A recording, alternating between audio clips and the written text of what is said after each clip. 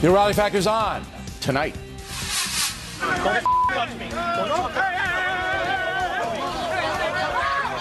Question of the night: how can some Americans side with the terrorist group Hamas? How's that possible? Charles Krathammer will tell us. This is a part of the war on whites that's being launched by the Democratic Party. Is there a growing anti-white people movement in America? We will present the evidence. You're not allowing me to cover the event? The management doesn't want you on the property, so unfortunately, sir, we will have to ask you to leave. And Waters gets booted out of the National Organization of Women Convention. It wasn't pretty. If you do return to the property, you'll be arrested. Caution. You are about to enter the no-spin zone. Factor begins right now.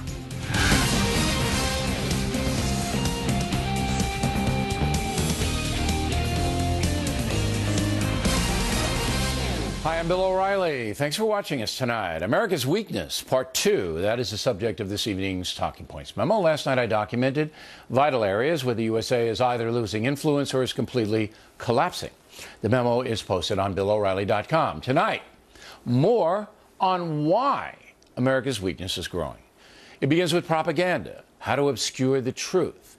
When Talking Points first began listing all the situations where the USA is getting hammered, the evidence overwhelmed those who support the Obama administration and believe that I am full of it.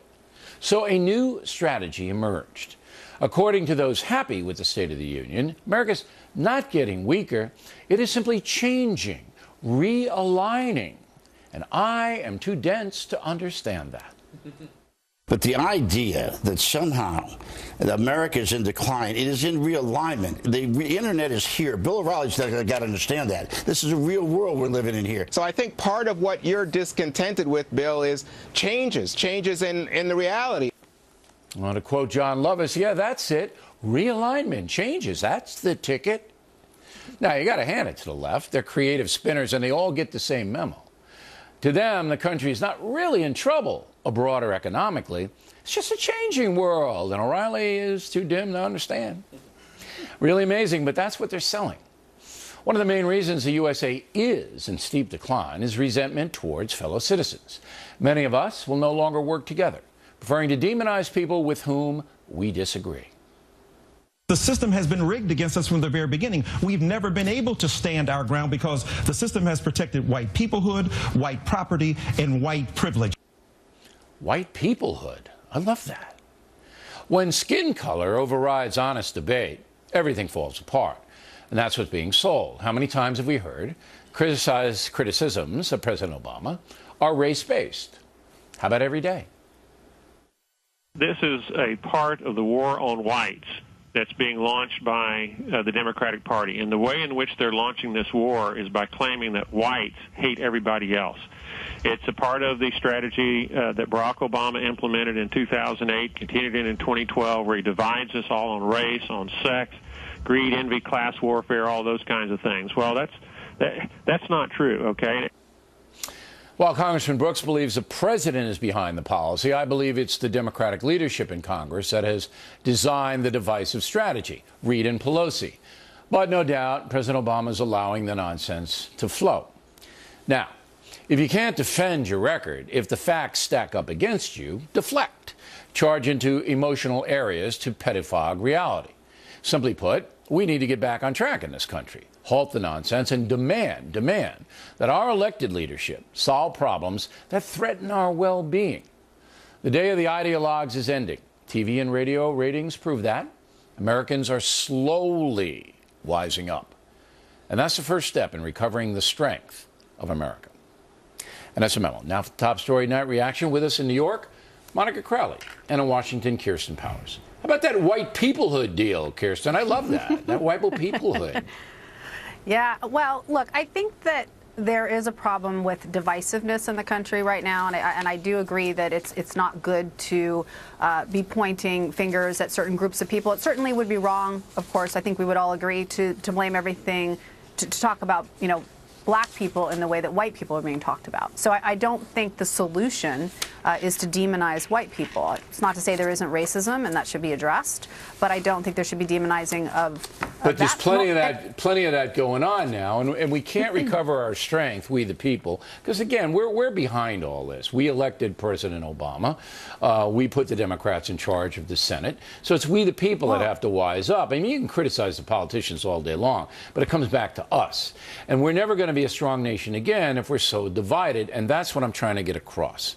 I am trying to tell everyone that, yeah, the politicians are not serving us well. They're not. Mm-hmm. And the ratings for Congress of President Obama are where they should be.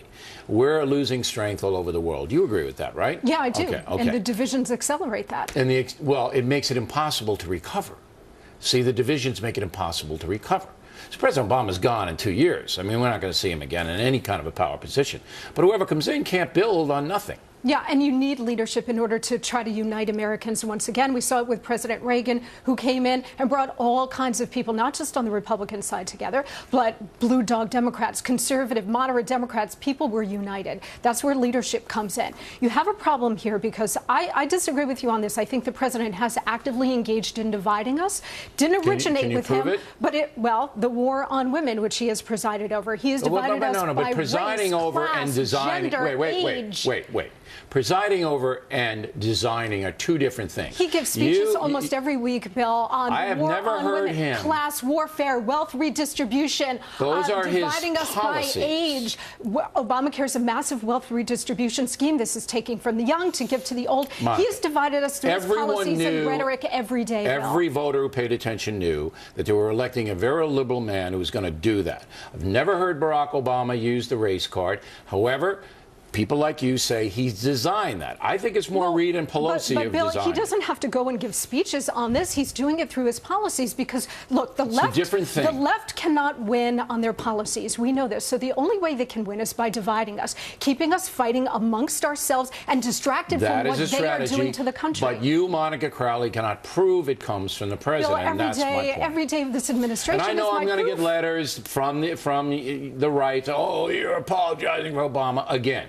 Fact-based broadcast. That's what this is. Okay, now, Kirsten, just today, a two-star general killed in Afghanistan, all right? Mm-hmm. Two-star general, highest-ranking military figure that has been killed in war, I think, since World War II. President Obama didn't mention it. He's out with the African economy thing, didn't mention it, nothing. He doesn't show any leadership from a day-to-day basis on events. He just doesn't seem to care about being the commander-in-chief and the leader of the nation. That's what I'm getting. And again, I'm not in business to hammer the man. Go. Yeah, I think there are Democrats who feel that way, that he's not engaged enough. He's been criticized by Democrats for that, and he seems to do this with every big issue. He waits day after day after day, and he doesn't act right when it happens and say something. He waits until everybody's saying, why isn't the president saying anything? Why does he do that, in your opinion? I don't know. You don't know. I have no explanation for it. I know Monica knows. You sure you don't know? Because Monica's going to take the floor. Well, you don't know? I'm sure there's a whole conspiracy theory behind it, but I don't know if it's just disinterest or if it's something you don't know. more. You know. Well, look, I can take a stab at this after 6 years of watching this president in action. This is a man who's not just presiding over the collapse of American power and prestige. He is actively accelerating it, Bill. This is a man why who doesn't he act? Why doesn't he come out and say, our condolences to this two-star general, this is a terrible thing that's happening? Mm-hmm. Just ignores it. Why? And politically, that would be the smart thing to do. And so the only explanation for why repeatedly he doesn't do it is because this is a man who comes out of this far-left philosophy that because the United States has committed all these crimes over the course of our history, from genocide to theft, that we shouldn't be playing a role in the world. Never mind the leading one, and that's why he is very uncomfortable with the commander-in-chief role. I don't think I'll ever get a chance to interview Barack Obama again, but if I do, I'm going to ask him about this. Why do you let the ISIS army do what they do and you don't confront them? Why do you ignore the death of a two-star general? I really want to know. Ladies, thanks very much. Next on The Rundown, U.S. Marines still in a Mexican prison. We'll have an update on Sergeant Tamaresi. Later, the Army steps up its investigation as to whether Sergeant Bo Bergdahl deserted or collaborated with the Taliban. Is it legal? On that and the factors coming right back.